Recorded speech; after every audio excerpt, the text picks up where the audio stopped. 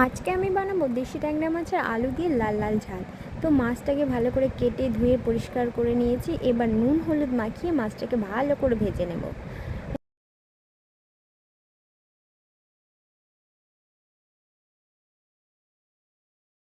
তো মাছগুলো এদিকে ভালো করে ভেজে নিয়েছি। তো এরপর আমি আলুগুলোকেও একে একে লাল লাল করে ভালো করে ভেজে নেব।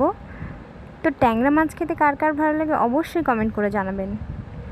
তো এই যে এবার আলু দিয়ে দিলাম। তো এটাকে এবার ভালো করে ভেজে নেব।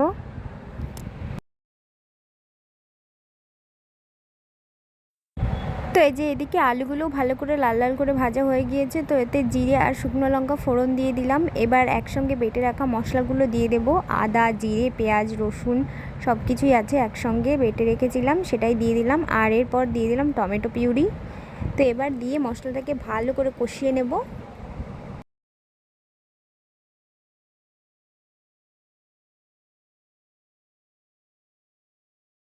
তো মশলাটা ভালো করে কষানো হয়ে গিয়েছে, মশলা থেকে তেলও ছেড়ে এসেছে। এবার আমি ভেজে রাখা আলুগুলো দিয়ে আর একটুখানি কষিয়ে নেব।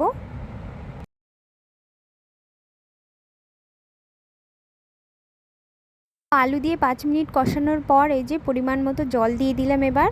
তো এবার জলটাকে ফুটতে দেব কিছুক্ষণ।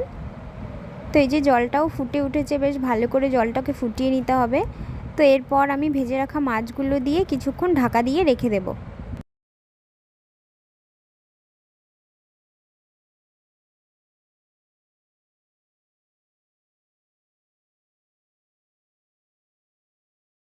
তো 5 মিনিট পর ঢাকাটা খুলে একটু হালকা করে নাড়িয়ে নেব। তো এরপর ধনেপাতা কুচি ছড়িয়ে দেব ওপর থেকে, দিয়ে আর একটুখানি ঢাকা দিয়ে আমি রেখে দেবো এটাকে, আর কিছুক্ষণ হতে দেব।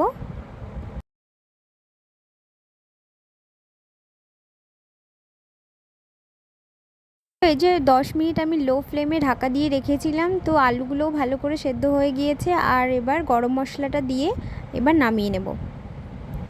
তো ভিডিওটা যদি ভালো লাগে অবশ্যই একটা লাইক করে দেবেন, শেয়ার করে দেবেন। আর আমার রেসিপিটা কেমন লাগলো অবশ্যই কমেন্ট করে জানাবেন। তো আজকের ভিডিওটা এখানেই শেষ করছি, দেখা হচ্ছে পরের ভিডিওতে। ততক্ষণ ভালো থাকুন, সুস্থ থাকুন।